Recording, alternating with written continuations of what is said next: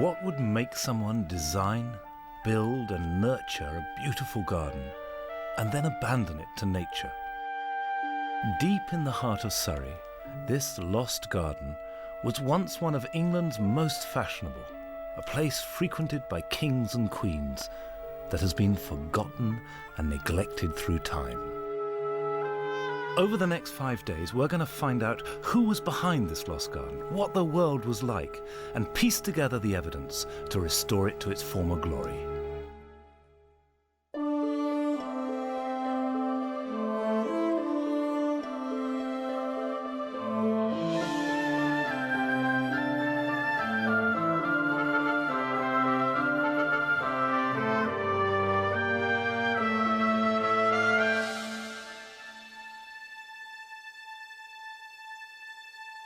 We're near the top of the hill.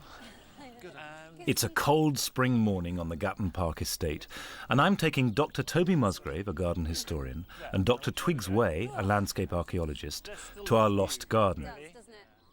We know absolutely nothing about the site, so Twigs will be looking for clues in the lie of the land, and Toby will be looking for signs of the original plants and trees. And from this, we'll make our restoration plan.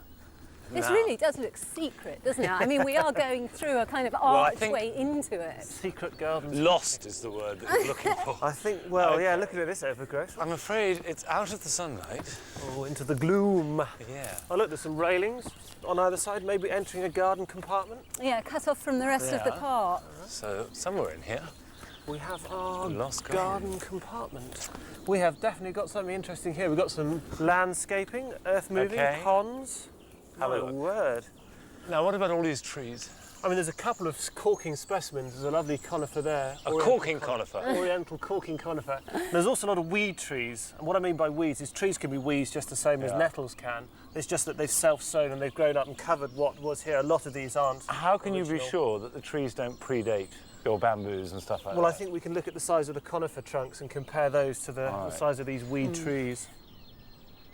Just as the trees have hidden our garden, ivy in turn has covered our trees. Whatever this garden turns out to be, it's going to be a lot of work. Well, look, I think what we've got to do is, if you look at the plants, Right. walk around, take stock, see Sure. what's here, and see if that's going to get us to a date. Right. And if you can see any evidence of any structures, Yes. any sort of hardware at all. Okay. All right. Will do.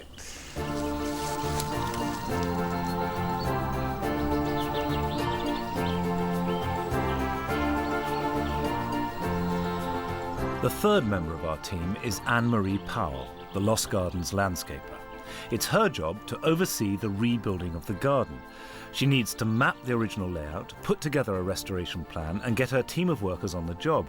But until she has Toby and Twigs' findings, she can only wait. It terrifies me. 5 days to get this done. Because all these trees are going to have to come out. You're going to have to get dredgers in. There's so much work, and whether they get it on, and this is going to be a terrible mess. I know. And it's going to pour with rain. Oh, I hope not. I hope not. You get on with your survey, thanks. and I'll go and find them. Great.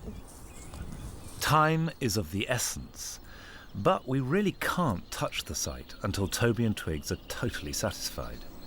Toby is looking for plants that can help date the garden. Over the centuries, many species have been imported to Britain, and Toby knows exactly when each one arrived. So what plants are giving you clues here? Well, the thing is, I mean, the first thing is the bamboo, and I think this really, I mean, this screams Oriental at me. I mean, it's an Oriental plant. First, I think, came in the 1820s, so it's got to be later than the 1820s. So we're saying definitely later in 1820. Yeah, there's more than just the bamboo. We've got a dead cherry here. It looks like it's been coppiced at some point. It's dead now, but it's a fair size, and again, screams Oriental at me, especially in combination with the bamboo, and we've got a couple of Oriental conifers I think we should look at. Now, OK, Oriental, what's that saying? Oriental is saying to me late 19th century, maybe sort of Japanesey styly garden compartment. And it's not only the plants that are giving us valuable clues. Twigs has found a wealth of archaeology here. Right behind your plants is this kind of plinth here. Do you know, I hadn't I know, I it's just right in front of it. I don't know whether there would have been something on it, like a statue base. Is that concrete or stone? Looks to me like it's going to be And I think it's concrete on there. So that would date it, wouldn't it? Yeah. Okay. Don't know how much longer that's have we going to got last here? for. Look, we've got steps. See this? Right, Actually, steps look, up there. we're going to be able to follow these quite a long All right. way. And bamboo. Bamboo growing over them, but that Right. could just be, you know, clumps migrating. Lots of stonework here too, isn't there? Look, There all are. around I here. think Trees going up there's through a it. lot of collapse. 'Cause if you get up here, we've got the post settings for a look, yeah. building. How do you know it's for a building? Well, because of the shape. Look, we've got, I think there's 6. I counted them earlier. And it goes to an end here. But then if you go across, they start all over again. There's no one there. So, we've got signs of a building and some oriental planting. But where does that lead us? Right, well, we found all sorts of things. Can you give us a date now? I'm going to put my neck on the block and say 1897. I like the way you're so vague about it. What about you? You got a date? No. I can't give a date just based on the structures and the few stones that we found. Okay. All right. No. This is going to be a nightmare. You've Yeah. got to get on. I really need to get on. There's a lot of stuff here that doesn't want to be. I mean, we need to get rid of a lot of these weed trees, don't we? Yep. Yeah. All right. So We'll I'd start like to do that. What else do you need? Well, I'd also like to get a track in or something. We really need something to get the machinery in to get the trees out.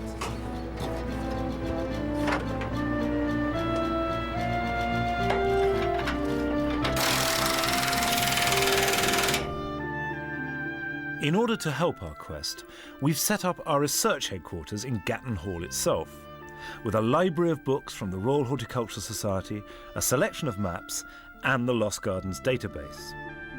But as well as researching the garden this week, we're going to have to finalise the design and build it. Anne-Marie has her own technology to deal with the task ahead. Hi, Mark. Can you get the survey up for me, please? Yeah, I think so. Brilliant. Mark's actually operating a CAD system, which is computer-aided design, and it's a really quick way of getting a drawing onto a computer to make sure that we can get all of our materials ordered up. All we have so far are post holes for a structure overlooking the rest of the garden, with stone steps leading up to it. At the edge of the silted ponds, we have plinths, possibly for statues. It's not much, but at least we have the beginnings of a garden.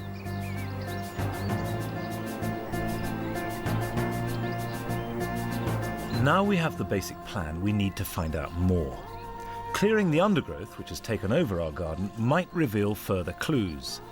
Anne-Marie has sourced a team of 10 local volunteers for the difficult job of clearing the site.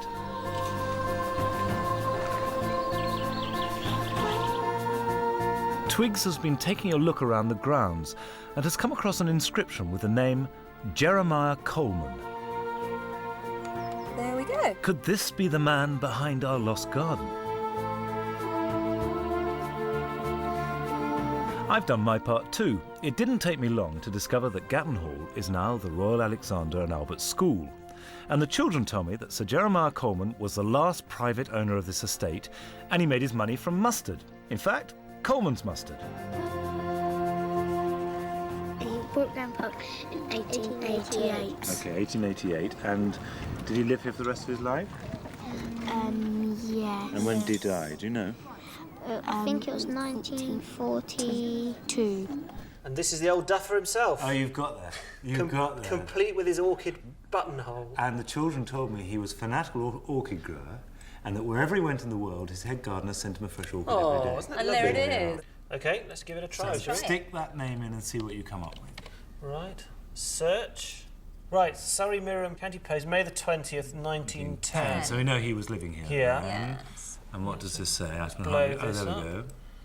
There we go, there's the words. Look, Japanese garden. In the grounds themselves, there's plenty of the Japanese garden in particular proved a centre of interest. This garden, like the Alpine garden, has been made during the winter by unemployed labour. It's intriguing. As many as 30 men at one time having been set to work by the owner of the estate. So this is the 20th of May, May 1910. So it's the winter of Winter of 1909. 1909-1910. Superb. Now we have a date, things can start moving in the garden. As most of the trees are too young for our Japanese garden, they'll have to go.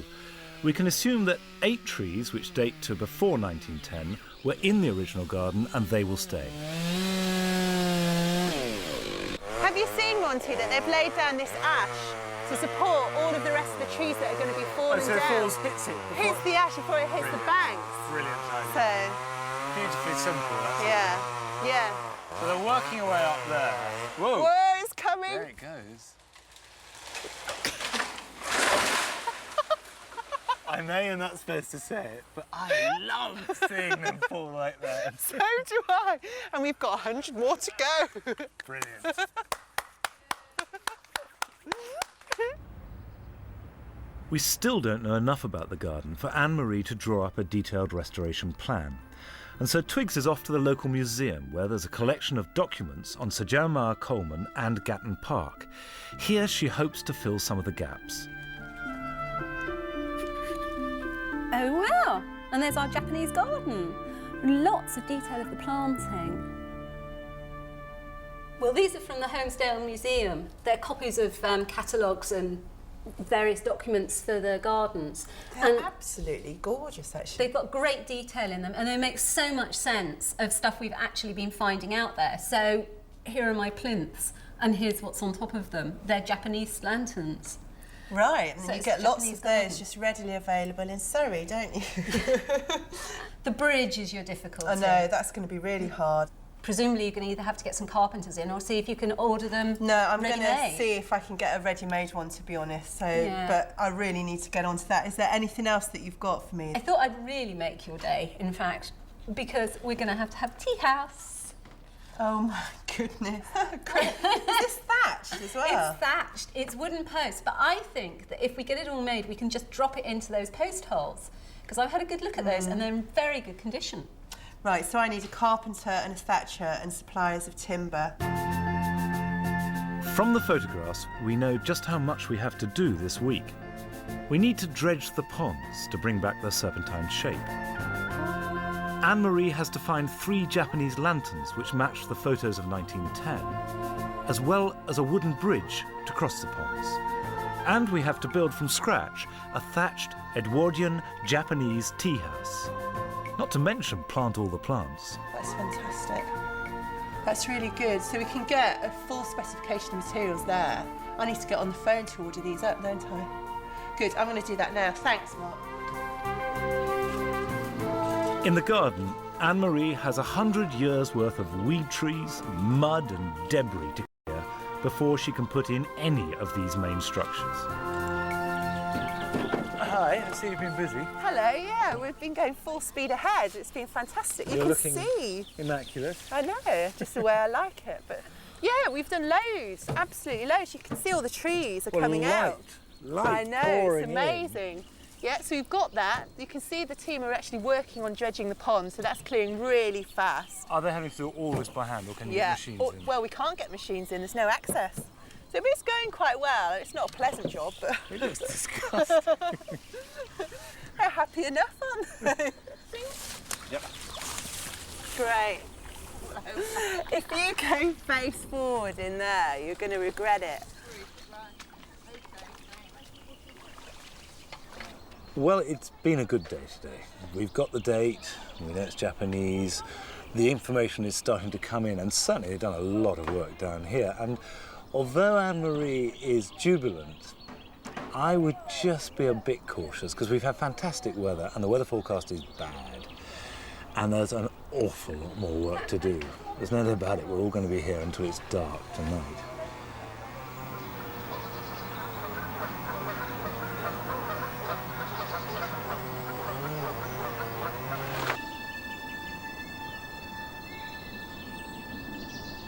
Well, it's day 2, it's cold and it's promising rain, but at least it's dry for the moment. And we've got to clear the site today if we're to have any chance of getting it planted up by the end of the week.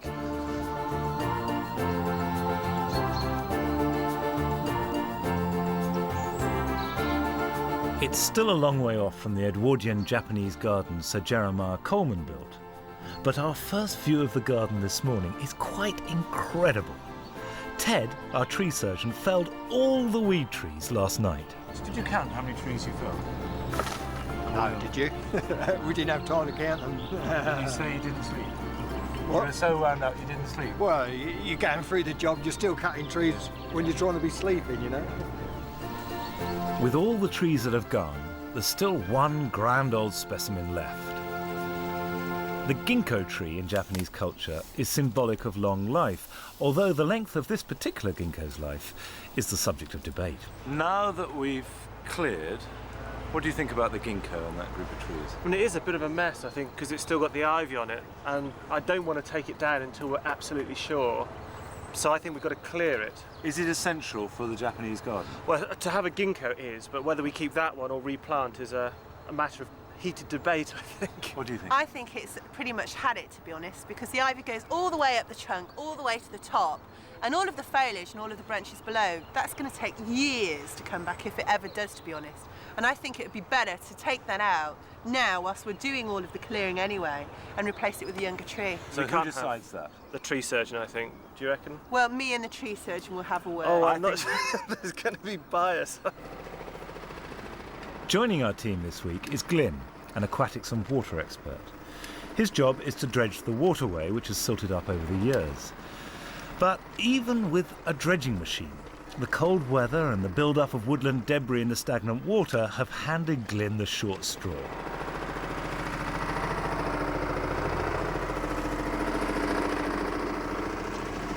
Will that take the slurry as well as the water? That's what it's designed for. Yeah. But it's the wood is the problem. Right. How long will this take? Optimistically 2 days, pessimistically 4. Well, you haven't got a full 4 days, I can tell you. You've got 3.5 now. Won't be working through the night.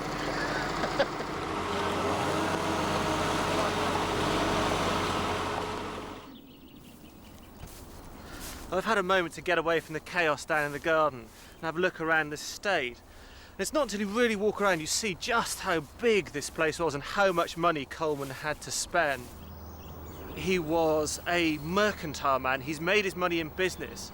And in the late Victorian Edwardian times, this was not the done thing. A gentleman did not work. He made his money from land. But Colman made his money from mustard, and so he had to try and social climb, and the way he could do that was to compete with other landed families and actually do it better. So hence this idea of huge gardens, the Japanese garden, the rose garden, the rock garden, all these different gardens, and then he would invite the king and queen to visit. And this gave him social status. He became accepted. So what on earth made Colman, an Edwardian gentleman, decide to build a Japanese garden in the first place? We've called in Japan expert Jill Raggett. Japan had been closed to the West for nearly 200 years, but in 1853 the Americans caused Japan to start to open up to the West. And it was like a treasure box being opened. Suddenly there are all these wonderful new things, new ways of looking at life from a Japanese perspective that the West was unaware of before. And it caused a huge interest in things Japanese. From the Victorian to the Edwardian, there were a series of national and international exhibitions. And then the whole culmination of these was really 1910.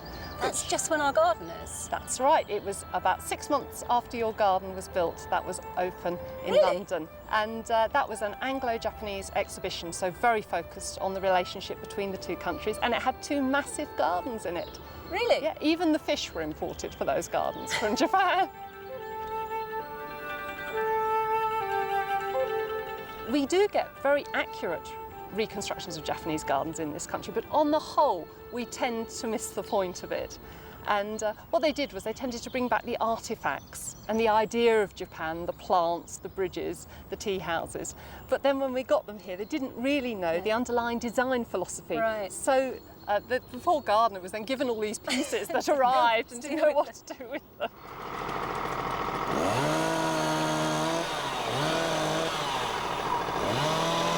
The point that we actually have to consider, and we're coming with the trees, we've now hit it, is what are we trying to achieve? Are we trying to restore the garden that was made here? Yeah. Or are we trying to make a Japanese garden? No, I think what we're doing is we've got a lot of evidence, and what we're trying to do is to restore what was here, because that's the aim of this. We've got the garden infrastructure in a poor state of repair, which we can put back, and we can identify what plants were here, and we can get comparative plant lists, so we can recreate the garden that was here, plus adapt planting from other places to make this a 1910 Edwardian Japanese garden. Japanese or Edwardian? we're still up to our knees in mud. But we've made a small yet significant discovery. What is it? It's a wick. Okay? Yeah. For a lamp. For a lantern. That's right. And he found it next to the base of where the lantern will be. Oh no, really? So that, I don't touch it, you can feel the hand. But that, pretty well preserved, because the joy of this is nothing is older than 90 years old, is it?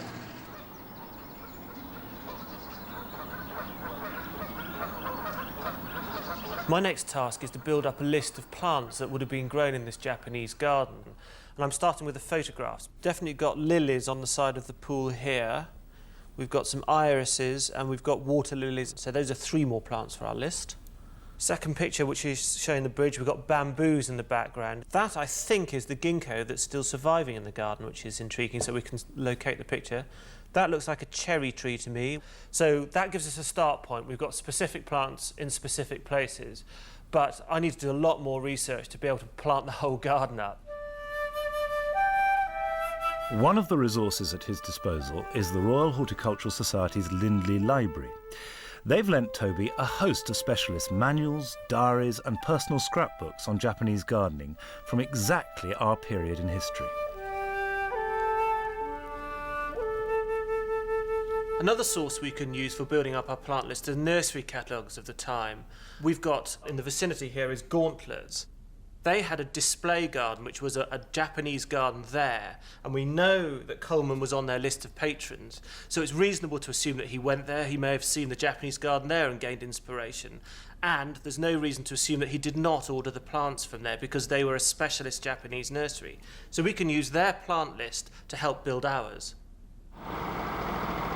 It's late afternoon and the miserable battle with the mud continues. But the posts for the tea house have arrived, and we all jump at the chance of getting out of the cold grey sludge. That goes in there like that. There we go. This one doesn't go in here like that. Might have to turn this around, No, actually. you can't do that. Maybe another hole. Let me put that one in there. Because no, you can't put the other way around. I can. Anne-Marie, you can't. Anne-Marie, you can't. No, You're you a professional can't. landscaper. You absolutely can't. Well, that's it's a question about. So when a plant doesn't go in the hole, You turn it the other upside way down, around. of course. That goes in there like that. There we go. We need to get this up because we've got a thatched roof to go on here, yeah. So they'll quietly work on here. They'll lock this area completely off from the rest of the garden. The Right. thatcher will come tomorrow Right. and And the start flooring. thatching it, taking his design basically from all of the pictures that Twig's found. The final element that will really complete our tea house is the steps, and we're in luck. We've uncovered the original steps from 1910, which now lead perfectly up to our structure. But the tree stumps embedded in them are a problem. You've got this great stump. And this is one of the problems of restoration. But I isn't mean, it? that is the central thing, is what does one do in this situation? I think we'll have to make a feature of it. I mean, we can't take it out because if we do that, the roots will just ruin the whole steps. The whole hillside. Yeah. I mean, I think we'll just have to take it down to ground level and maybe try and make a feature of it. I mean, the whole idea of Shinto is that anything in nature that looks beautiful should be revered. So maybe we should revere it. Yeah. We'll do that, don't worry.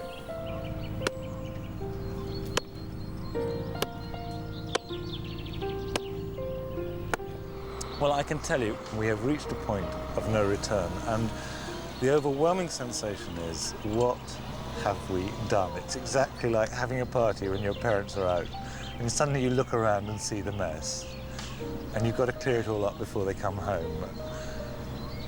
And it's a nightmare, a total nightmare. And it's gonna get worse.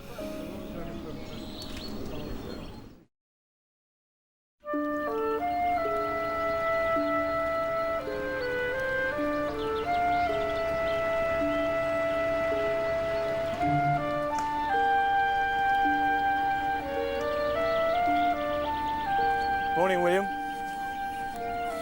How long will it take to get this stuff out? About 5 hours. Really?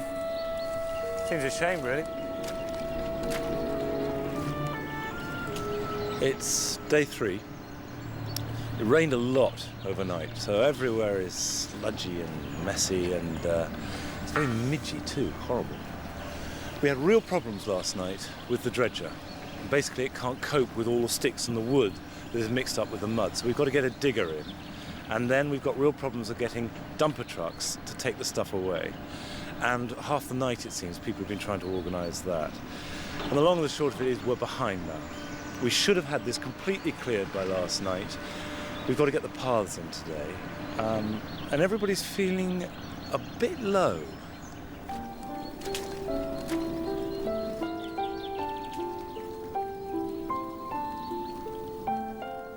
But the rain hasn't dampened Anne-Marie's resolve. She now has a finalised plan for the garden based on all the evidence. And she's even managed to get some research done on the Japanese bridge. We've also got the bridge which is going in here, and I was really excited about that because I think I found the JP White catalogue that Colman must have ordered it from. Excellent. Oh, So we got identical. exactly the right We're one back. getting it made to measure and we'll just drop it in. That's not going to happen this week, I'm afraid, but it's going to be fantastic. We've got the tea house, which I know everyone is happy with now. Absolutely. And we've got the paths, which are going to go completely around the whole area. I would imagine that is going to take at least a day to do that. Really? And in this That sort long? of weather. At 10:30, a break in the clouds means the thatchers can spring into action. 100 bundles of reed are brought in and work can start. I would think we'll have most of the thatch on by the end of tomorrow, and then just finishing off Thursday morning, hopefully. I was going to say, the weather you holds up. You've got to. I'll let you get on. Okay. Okay. I'm attached now. I'm stuck. There we are. Thanks. Okay.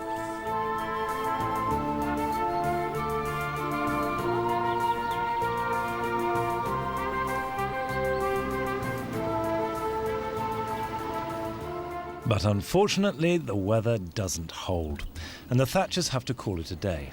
The site is getting wetter and muddier by the minute. But at 1 o'clock, our perseverance is rewarded. Deep in the mud, Twigs finds the top of one of the original lanterns. Hi, what's up? Wow, come and have a look at this. Is this, can I go across here? You can go just round there. Am I looking at what I think I am? You are. Isn't it brilliant? It's So the that top was, of the this lantern. is where we were poking around yesterday. What's that I know. there? And that's the top. That's actually the top. Isn't it incredible? That is amazing. Totally intact. Yeah, you just can't see part of it because of the mud. It's just so heavy with the suction. And it's complete. And it's Oh, complete. Look at Isn't that. it amazing? And it's right on the bottom, look, because we're on that grey clay right at the bottom. It's just toppled in, isn't it? Yeah. So we've got everything. Except for Except a god.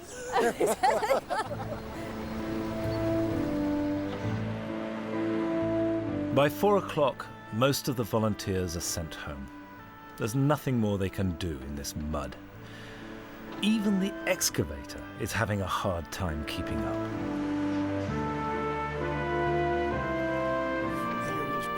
In the midst of all this mud, we have a visitor.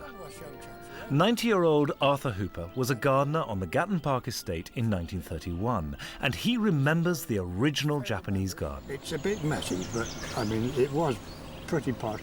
Don't forget, there was 40 of us gardeners here at that time. 40? 40 staff gardeners. How many were sort of in the Japanese garden? I think there was four. Four full-time? 4 or 5. My word. In 1920. My wage here was 31 and sixpence. And yet, Jerry Colman could spend £750,000 on the Marble Hall. What sort of features do you remember about the layout? There was overhanging trees to give dappled shade in here. There was quite a few liliums growing here. All the white-flowered lilies, we had to go along and take the pollen sacs off each stamen in case the pollen stained the flowers. So that you'd make sure that the white was white? That's why the white was white. Did he grow sort of like Japanese acers, the maples? Oh, full of acers. And of course in the autumn, the colours was fantastic. Beautiful. Did Sir Jeremiah come down and use the garden? Oh yes, he was here, and his guests. Would he sort of use the tea house? He or? was in there quite a lot. We weren't allowed to be there then, were we? No, when they were there, we were there. This garden had to match up to anything the king or queen could do, always. And it did. He couldn't bear to be bested. I expect Sir Jeremiah Colman would turn in his grave were he to see this never-ending sea of mud, which used to be his showpiece Japanese garden. What's more, the site is choked with a sea of ivy. It all has to go before we can even consider replanting, and this means a lot more work for the remaining volunteers. There's no hope for our paths going down today, although Glyn might just get the ponds cleared by nightfall. We're a day behind, and morale is low. There's no way we're going to get it finished. No way. I think we've just been held up by the rain too much now. But, we all see. If we work all night tonight, maybe.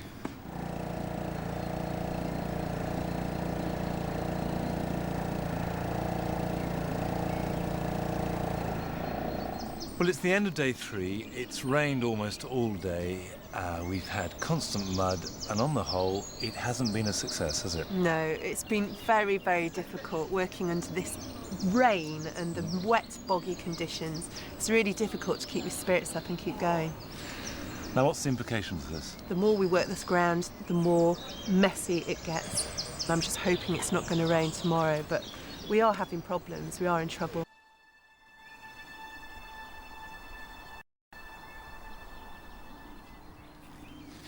Well, the mud is still here this morning, which is not going to make life any easier. But the sun's shining, and when the sun shines, everything's possible. Which is just as well, because today we've got to finish all the hard landscaping. So that means the dredging, the paths, the thatching, any stonework we need to do. Get all that done tonight so we can devote tomorrow to the planting.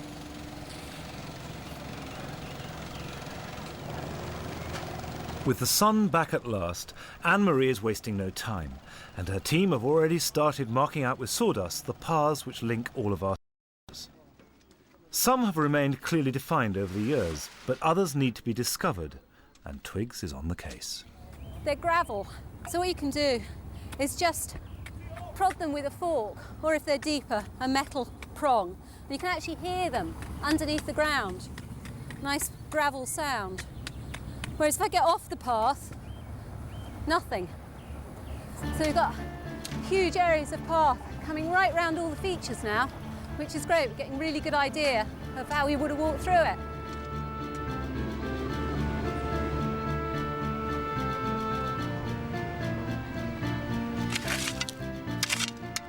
Anne-Marie has ordered hoggin, a clay-based shingle which, according to Twigs's research, Colman used for laying the paths in the garden of 1910.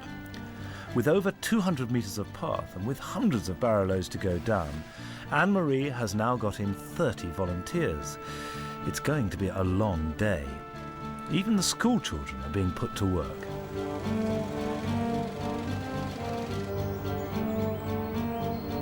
While our research has given us fascinating insight into the life of 1910, it's the personal testimonies that give us the real picture. Pat Trevitt and Faye Reed have come back to share their memories of estate life. My father was one of the gamekeepers and Pat's grandfather was the other one. That's right. My grandfather, Walter Harlow. And when was he here? He was here at the turn of the century when he came here from the Royal Sandringham estate to work for Sir Jeremiah Colman, and he worked here all his life and he died on the estate. But my father was here from 1929 until 1942, and the only reason we left was because he was called up, so we had to move because our house went with our job. My memories of Sir Jeremiah is that he was a very tiny man, very short, not particularly good looking as I remember. That's all I can remember of him, because as a child you would only see him from afar. You wouldn't have seen him close. So why did it all fall into rack and ruin? What were the events that led to its demise? And how did the Japanese garden become lost to nature? It was 1934, it was a Sunday morning, and the fire started in the early hours of the morning and gradually swirled and swirled until it eventually burst. And the awful thing was that they couldn't put it out because before us here is the lake, and they hadn't the equipment in those days to pump the water to the house, so they had to literally watch it burn. And my father watched it, and he came home in tears, and he couldn't eat his Sunday lunch. No. And I never forget that day. And as if that wasn't enough, most of the garden staff were called up to fight in the war. And then the final blow. Sir Jeremiah Colman died in 1942. And the grounds and the gardens just gently fed over. There wasn't the staff took over. And the estate. No interest either, was there, really?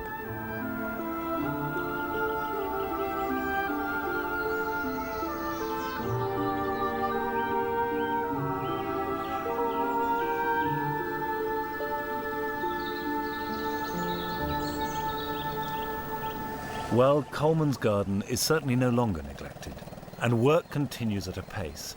Glyn has turned the corner, and the bog is finally starting to look like a waterway. And Anne-Marie has had a bit of luck. She's managed to find the right Chinese lanterns. But Toby has come up with another challenge. He has a list of 1,000 plants which we must put in tomorrow, and we've got just 24 hours to go.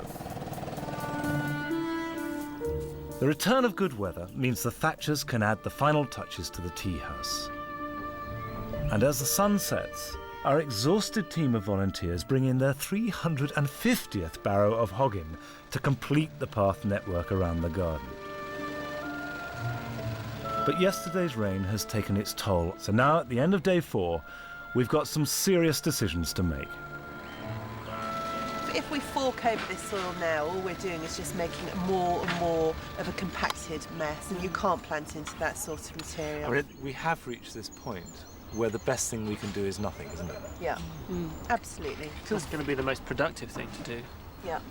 In terms of plant survival. There's no point putting plants in that are just going to die. Yeah. I mean, this is a real garden, not an instant garden.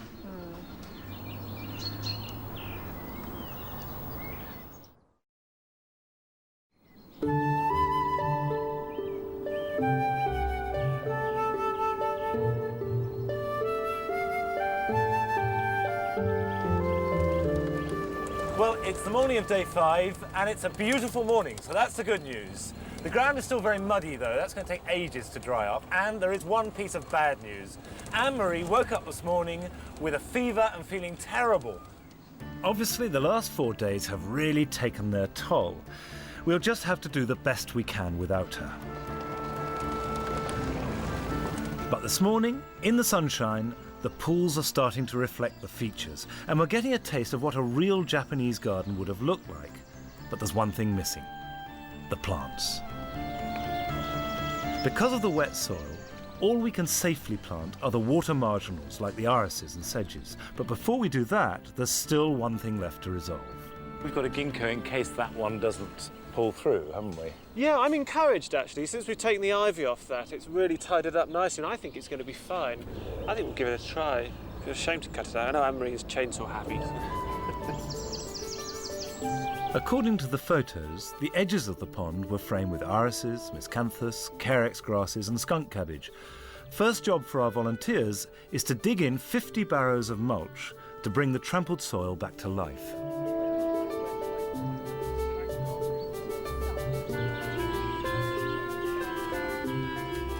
In the absence of Anne-Marie, I seem to have ended up in charge of all these people, which is fine, but there are no end of questions.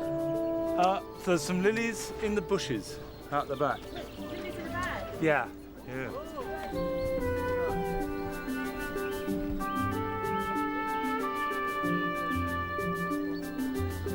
Having said we're not going to do any planting, we have actually modified that. We've decided to do some by mixing up grit and potting compost in a cement mixer and spreading it over this area, and then we'll use it as we plant to fork in. We'll get just enough soil to get the plants to have a chance, but we can't do it on the larger areas. But up here by the tea house, it really hasn't been trampled over. So it's just a problem mainly of these roots.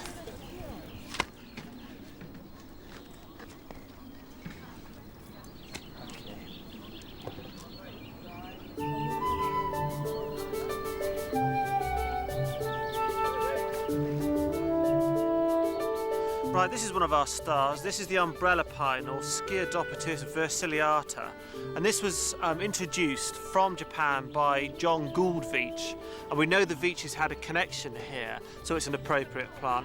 We also know that it was grown here, so it's a right plant for the garden. It's going to look beautiful. It's a very, very tall conifer, and it's going to have a beautiful habit, so it'll look beautiful flanking the side of the tea house here. We have to be patient, though. It'll take at least 10 years for it to reach its proposed 15-metre height. Although we'll have Japanese plants of the time, like wisteria and anemones framing the tea house, evidence shows Edwardian gardeners, with their love of the wild garden, gave it their own touch with foxgloves, geraniums and primroses. So we're doing the same. So this is essentially a dwarf cypress. It might grow that big, like that, grow very slowly. An acquired taste that the Edwardians certainly had is Japanese. Whether it will work in with the rest of the planting is a matter of personal taste.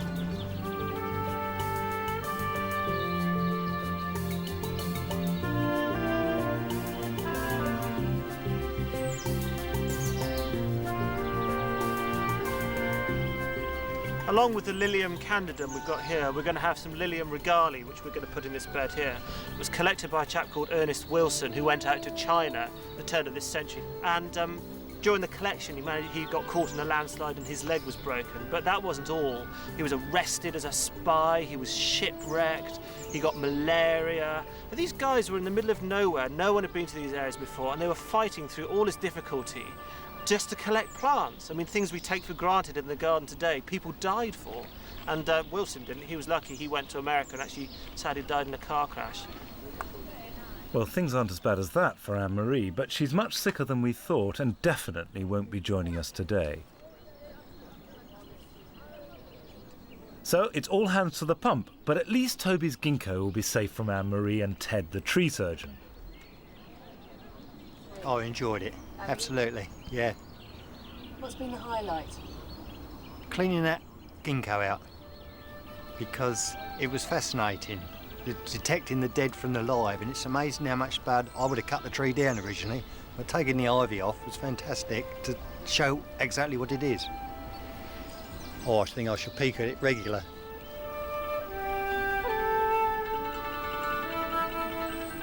Now this is a great moment because the lanterns are finally going in, and the only sad thing about this is Anne-Marie should be here to see it.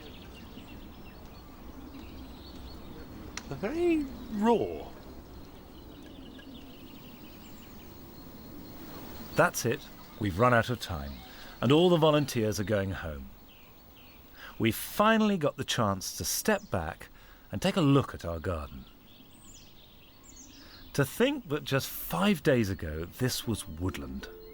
We've removed 100 trees. We've turned a swamp into a serpentine water feature to reclaim Colman's pride and joy, his Edwardian Japanese garden.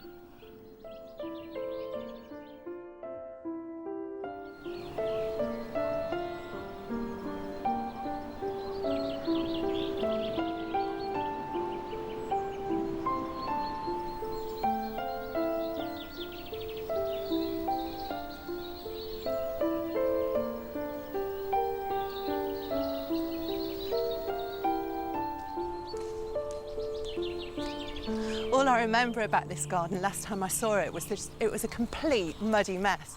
So I'm really excited to see what it's going to look like 2 months on. Wow! I just can't believe this.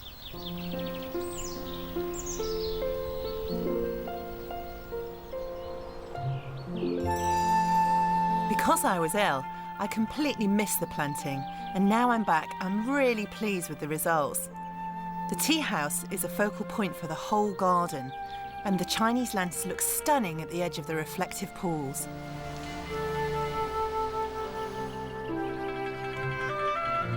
The hardwood bridge finishes off a truly Japanese garden. It looks fantastic now, but imagine what the garden will look like when it's mature. It's just so peaceful compared to what it was. In 5 years' time, these tall flower spikes of soft yellow will have spread to create a wash of golden colour at the pond's edge. It'll look amazing. And the iris will spread round the pond too, and over the summer the flowers will fade from their royal blue to a delicate white.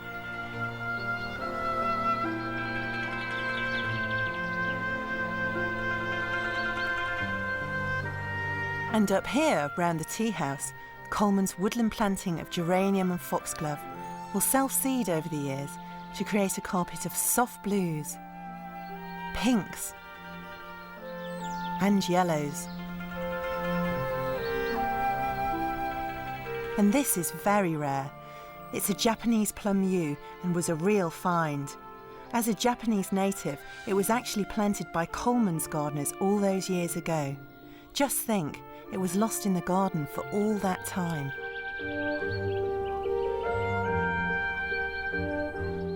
And this is a lovely specimen, the Japanese Katsura tree. It has heart-shaped foliage and goes a stunning shade of pinky red in the autumn. When crushed, the leaves smell of burnt sugar. And here's another introduction from the east. The pheasant berry was originally found in the foothills of the Himalayas. In September, it'll be covered in bright red berries, which pheasants love, and that's how it got its name.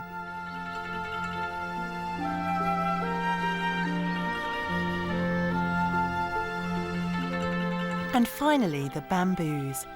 These gave us our first clue that the garden might be oriental. In addition to the original ones planted by Colman in 1910, we've added 4 new species. In a true Japanese garden, you'd have special points to view the garden from, screened by bamboos. It'll take a few years, but when these clumps of bamboo have spread, this garden will look just as it did 90 years ago. Well, Anne-Marie is not the only visitor. Arthur Hooper, the gardener, has come back to tell us how our restoration compares with the garden he knew so well. It isn't a new garden, it's a very old garden. But it's come back to life. And I left it here 65 years ago. To me, it brings back memories of years and years ago. I didn't think I would ever have those memories stirred again, but here they are in front of me.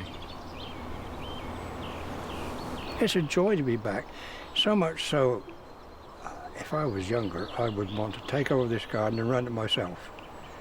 It's got that much of appeal. I love it. I can see this in 2 or 3 years' time being quite something. I think I'd like to be back in 3 years' time.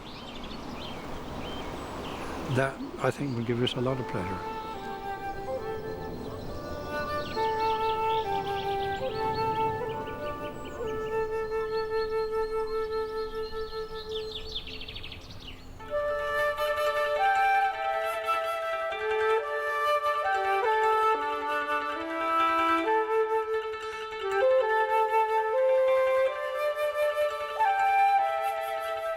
Next week, back to a Tudor time, when Lost Gardens returns.